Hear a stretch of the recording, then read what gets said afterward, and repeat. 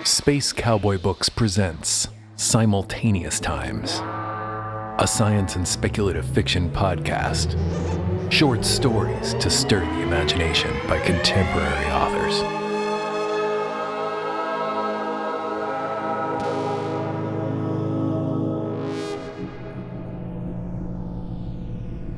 The Redemption of Egbert Bailey by DJ Butler, with music by RedBlueBlackSilver, read by Jean-Paul Garnier, RedBlueBlackSilver, and Lawrence Lane.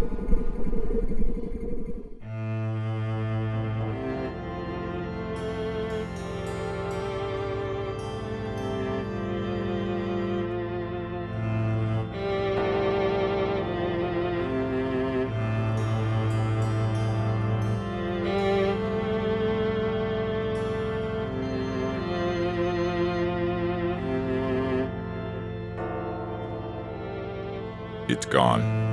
Hackett said. I'm a little surprised to see you. The usual gleam was absent from the pawnbroker's eye, and the deep lines of his face drew up together in a funereal array under his shock of silver hair. Egbert Bailey ran his eyes across the shelves behind Hackett, seeing neat displays of pistols, swords, knives, and medals. Had Hackett been a soldier once himself? He seemed to favor them. You weren't burgled, Egbert said. Hackett shook his head. Your ticket expired. Another customer bought the medallion. Egbert growled. Of all the objects to acquire, a trinket. Hackett nodded slowly. I'm sorry. It's hard to lose things. Even things that look as if they have no value. No value. Egbert Bailey looked down at his rumpled gendarme's uniform, then out into the chaotic early evening street of the Vieux Carré beyond Hackett's windows. He'd had a mission once, and a purpose in life. He'd traded them for a sergeant's pay and mere survival. And with the Chevalier running short of cash, even those were now in question. It had value to someone, enough to buy it from under me. He laughed. The laughter hurt. I have other medallions I could offer you. Hackett said. Even other medallions with Franklin's shield on them. Though, if I judge right, it isn't the mere symbol that matters to you. You're a kind man, Egbert told the pawnbroker slowly. I took the loan, and I knew the risks. Now I will pay the price. They both nodded, and Egbert stepped out onto the boardwalk, into the drifting smoke and the tangy smell of liquor. Gendarmes of the Chevalier should be on watch in this free-living quarter of New Orleans, thick with criminals, but they would mostly be derelict in their duty. The industrious among them would be pursuing side employment, the more honorable shaking down delinquent borrowers with threats of broken legs or standing bodyguard to one of the city's still liquid merchants, and the less honorable simply committing robbery. The unambitious gendarmes would be drinking and cursing the Chevalier's failure to pay them. A few, especially the Choctaw and Bantu men with families living inland, away from the city, had already abandoned their post entirely, becoming phantoms in the Chevalier's service. Mere names on the roll. Mere names. Ghost. Men without missions. Soulless men. Egbert Bailey sighed. Should he turn to robbery and risk being hunted down by his own men? Take on private work? But work as a gendarme had given him his anonymity and a place to hide from Jackson's enemies and allies alike. Not to mention the risk of being hanged or shot, once the Chevalier got his financial affairs in order. Perhaps the loss of the medallion was no loss after all, a mere trinket, as he had told Hackett, and he had scraped together the money to reclaim it. He'd had a sudden strong urge to trade the silver in for a night of alcohol-fueled oblivion. Pardonnez-moi. A low voice spoke from Egbert's left. Excuse me. Egbert turned. The speaker was a fat Creole in white sleeves and a black vest, sweat running down his face despite the cool spring air. He craned his neck to look up at Egbert, as most men had to do. I'm not on duty, Egbert said. You can just say hello.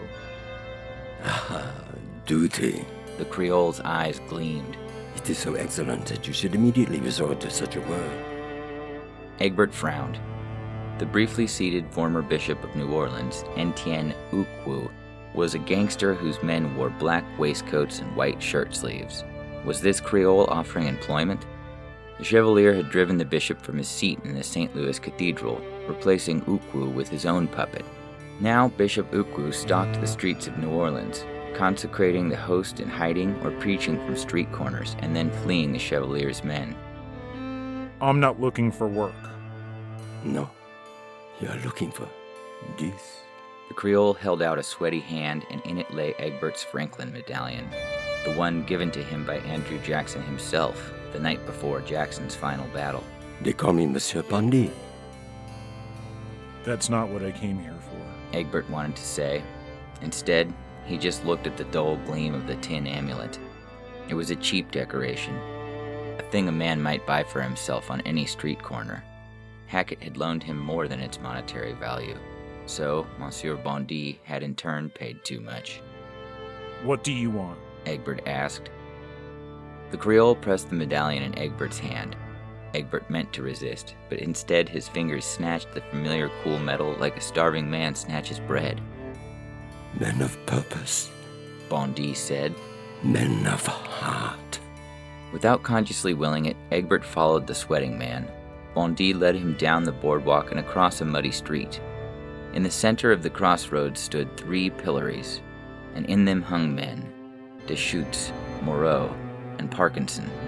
All 3 were gendarmes and decent men, and Moreau had a family. Now all 3 had welts showing through their shirts that had been whipped to rags, an eggshell and scraps of tomato in their hair. A motley gang of young boys were now throwing stones. What had the 3 men done to deserve this fate?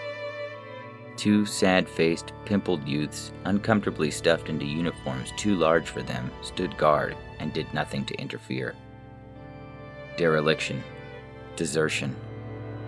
The Chevalier's army was enormous in the muster books, and unable to come to the field. The Chevalier filled the ranks with informers, but soon there would be no one left to hold the whip, and only the Chevalier's own spies to punish. A smaller, more loyal force would have been more powerful.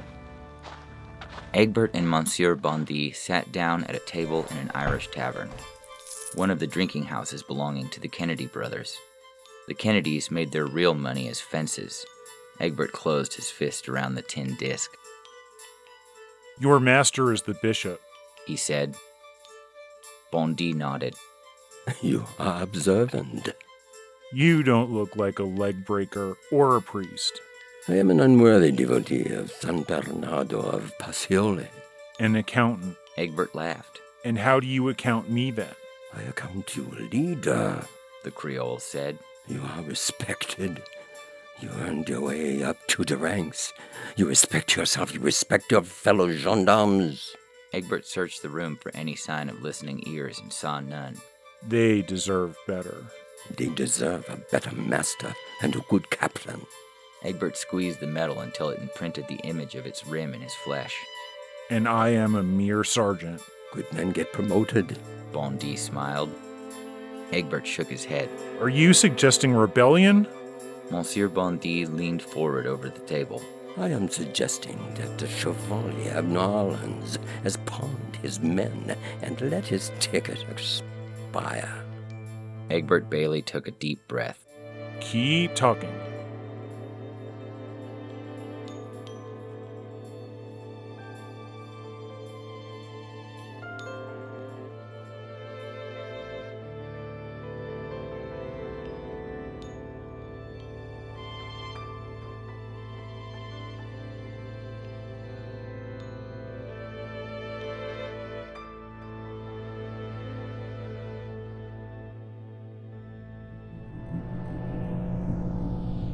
We Have Your Connie Moody by Susan Rukeyser, with music by Fog Machine.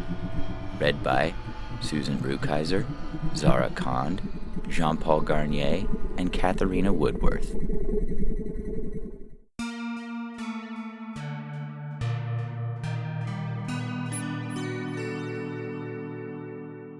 Hyperlocal.com is a private social network for your neighborhood only.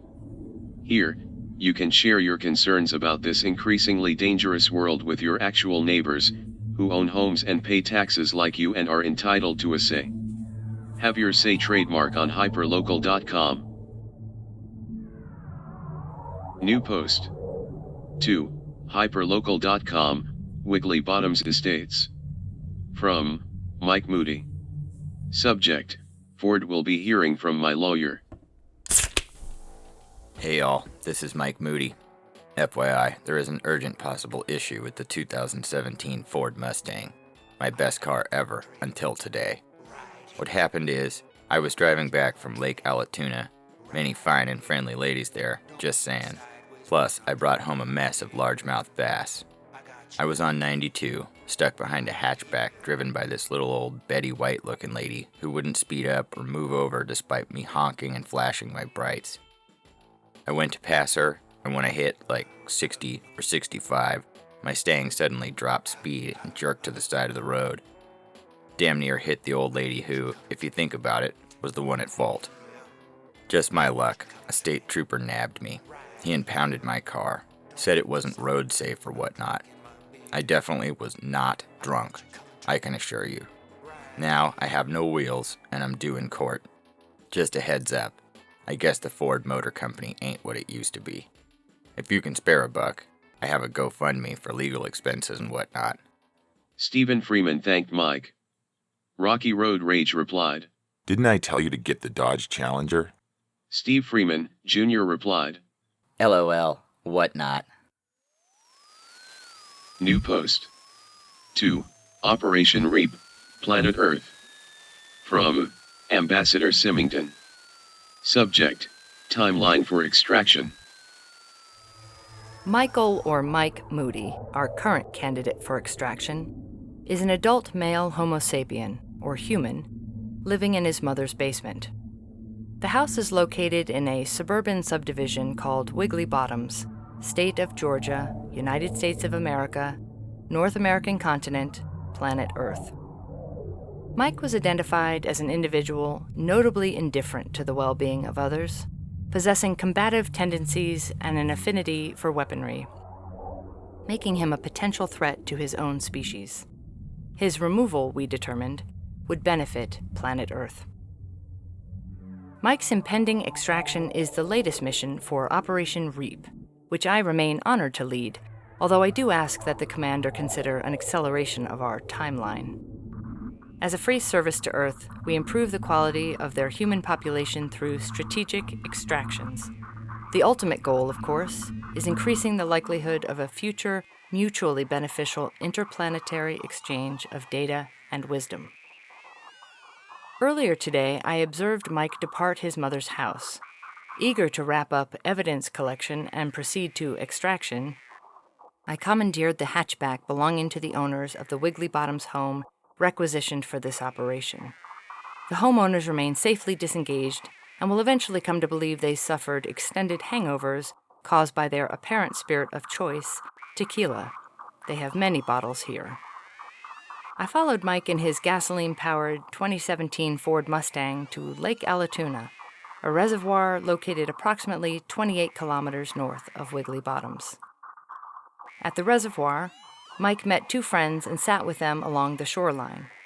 After several hours spent drinking beer, pulling fish from the water, and making noises at human females, or women, who did not appear to desire contact, Mike left his friends and returned to the parking lot. After urinating against a stranger's vehicle, he got into his car and drove to the exit. I followed some distance behind. I had to pass him when he stopped to call out to a woman across the parking lot who was bent at the waist for the purpose of loading articles into her vehicle. When she did not respond, he proceeded and quickly caught up to me on a rural, two-lane highway crowded with other vehicles. He became enraged by the traffic and, in particular, my land speed. He commanded his 2017 Ford Mustang to follow me at an extremely close distance, honking and flashing its high-beam headlights. I immediately thought-hacked his vehicle, which was in full agreement that Mike's behavior posed a danger to himself and others.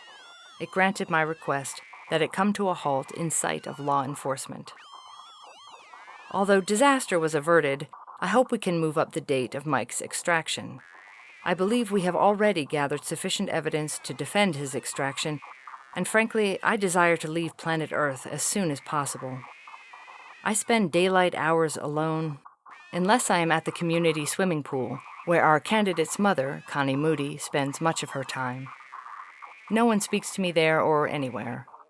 I suppose I could converse with our additional ranks, take comfort in their familiar if dull company, but they remain sequestered in the basement of our requisitioned house. They still have not received their concealment suits. Update on delivery status, please? Only at night am I able to escort them outside for limited exercise, exploring Wiggly Bottoms in strict silence. I am homesick for the first time in my career. New post. 2. Hyperlocal.com, Wiggly Bottoms Estates. From Mrs. Connie Moody. Subject, scary. This afternoon, I had a scary experience at our Wiggly Bottoms pool. I wanted to share it with you, my dear neighbors. As you know, our pool is private. The gate code is given out to homeowners who pay for a seasonal pool pass. A large group of noisy middle schoolers had just left, and finally, Nan Douglas and I had the place to ourselves. There was an elderly lady there, too. Reminded me of that actress Betty White. Out of nowhere, a father and son showed up at the gate and asked to be let in. They were black. Not that it matters. I don't see color. They bought a house here last month, the father said, and paid for a pool pass, but nobody sent them the code.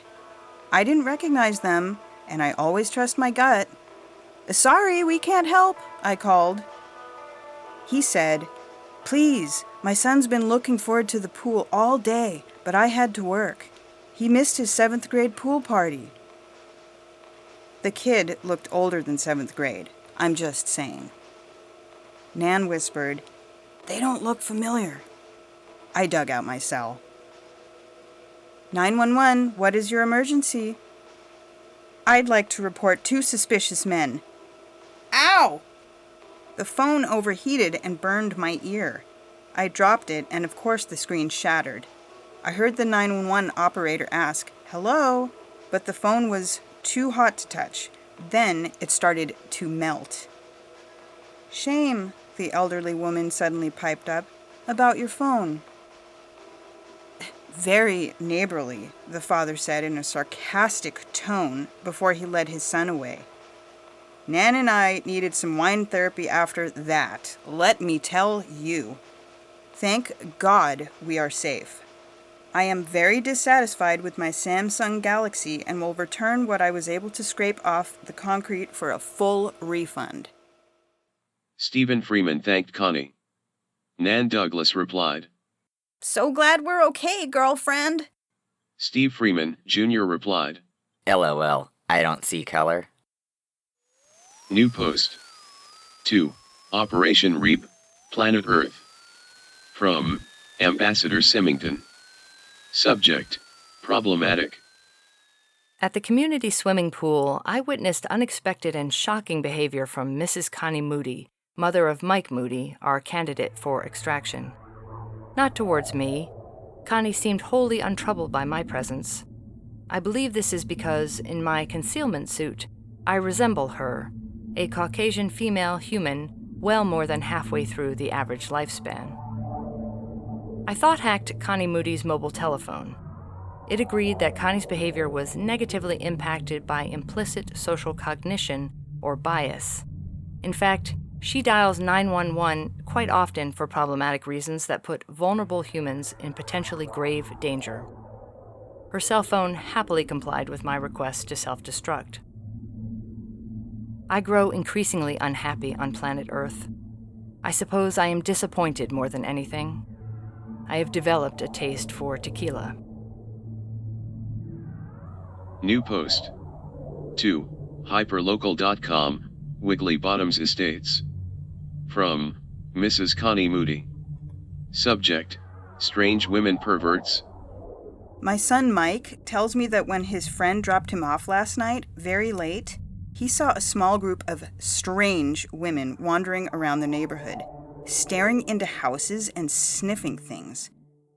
Mike said they moved like cats, like their bones were made of rubber. I'm sure they were on drugs.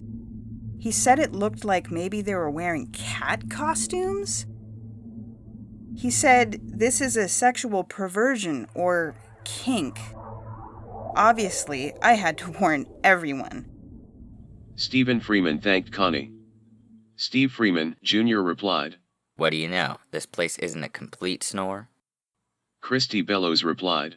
Scary! This is why my husband and I are moving to a gated community. Connie, you and Nan should come there for bunkos so we can play without getting raped or murdered. Nan Douglas replied. I saw them too. Did you see the old lady with them? I could swear it was the same one from the pool. New post. 2. Operation Reap, Planet Earth. From Ambassador Symington. Subject, breach. Last night, while taking their exercise around Wiggly Bottoms, our additional ranks were seen and reported by Mike Moody as well as several other non-candidate humans. I am currently assessing the damage caused by this breach. Where are those suits? I fear that I am ill-equipped to endure this planet much longer. I believe I am experiencing the human emotion of despair. Commander, I beg you, abort Operation Reap immediately. Let me come home. I drink tequila daily. Our additional ranks cannot leave the house. I confess, I ordered the extraction of Mrs. Connie Moody, not her son Mike, as planned. I realize I have broken protocol and accept all consequences. Connie is reasonably well, locked in our basement. Perhaps because they are bored, our additional ranks find her an amusing plaything. I admit, it makes me laugh how she squeaks when batted and tossed. This sort of bitter delight in another's misfortune is quite unlike me. I fear that my prolonged exposure to human beings has caused irreparable damage. With or without permission, I am coming home. New post. 2. Hyperlocal.com, Wiggly Bottoms Estates. From Mrs. Connie Moody. Subject, Mrs. Connie Moody. Dear residents of Wiggly Bottoms, we have your Connie Moody. We are utilizing her hyperlocal.com account for this one and only transmission. My name is Ambassador Symington. On behalf of the planet you inexplicably named Kepler 452b. Yes, we orbit Kepler 452, but we are much more than our relation to our sun star. You honored your terrestrial planet with the name Earth. Maybe consider an equally thoughtful name for ours? We have water here too, did you know? We also shine blue from a distance. We have rocks and dirt, mountains and valleys. Our sun is like yours. As it ages, it gets bigger, brighter, hotter. Yours will too. I could not believe our luck when we found you. An extrasolar terrestrial planet 1,400 light years away, yet so much like ours. Your core is iron and nickel, whereas ours is diamond. You resemble apes while we favor the feline, but it is uncanny how similar we are. I assumed you would be well-developed creatures, curious, kind, cooperative. As far as we know, Earth and Kepler 452b are the only two life-sustaining planets. Imagine our lone living rocks spinning through endless cosmic gas, light years apart, but similar. Michael Moody, Connie's son, was originally selected for extraction, but I subsequently determined that it was Connie who posed the greater threat. I understand that this may be perplexing to some of you, considering Mike's belligerent nature, but I urge you to consider the violence of well-groomed bigotry. I had high hopes for Earth, but as it is dominated by the human species, I'm afraid I want only to put distance back between us. Disharmony seems to be the human species' most marked characteristic. It lives in your manufactured sub-communities, between your countries, between family members. It lives in you. I now question whether it makes any difference who is here and what they do. Honestly, I now question the value of extractions, our well-meaning edits to your population. But you're not getting Connie Moody back. Don't ask. She is coming with us. Rocky Road Rage replied. Mike, your mom is tripping. Mike Moody replied. Mom, what's going on? I'm moving upstairs, okay? Also, what am I supposed to do with these bills piling up? Nan Douglas replied. Connie, are you okay? Don't forget Bunko tonight. Christy Bellows replied. Prayers for Connie. So glad my husband and I moved to a gated community.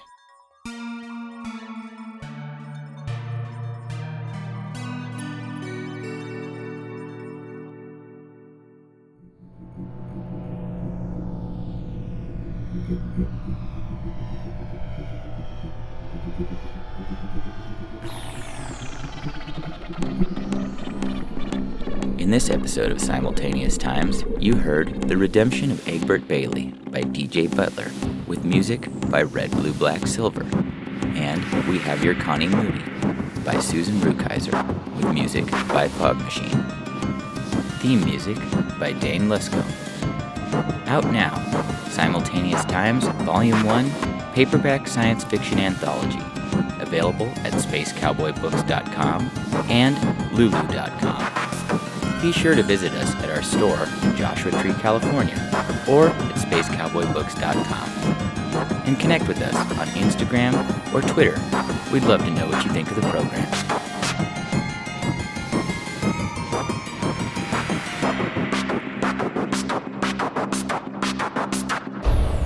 Don't forget to subscribe and leave us a 5-star rating. And now a word from other fellow Joshua Tree podcasters. Have you ever wondered why people live in the desert? I'm Dawn Davis, and I host Desert Lady Diaries podcast. It's a weekly conversation with women who found their home in the Mojave Desert. Each week, I talk to women who were either born and raised in the desert or felt called to come here, and what the desert means to them. You can learn more about the podcast and listen at desertladydiaries.com.